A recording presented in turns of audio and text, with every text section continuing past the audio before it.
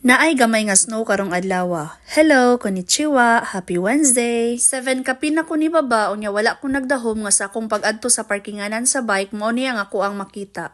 Nag-snow day siya karon pero dili ingon ana kadaghan, mga ingon ana lang. Tapos pag-adto po nako sa station, paghuman nako og parking sa bike kay nga ako ang nakita ang mga sakyanan ang atubangan sa ilang salamin kay naga-ice pod.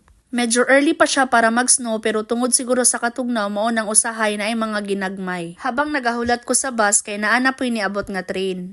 Dili jud ikaila nga ang Japan kay land of the rising sun.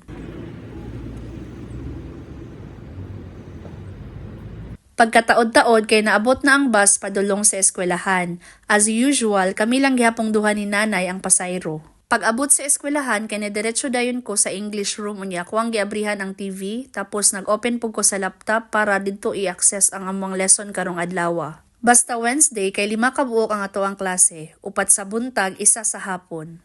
Always gina basta karong adlaw sayo manguli ang mga bata.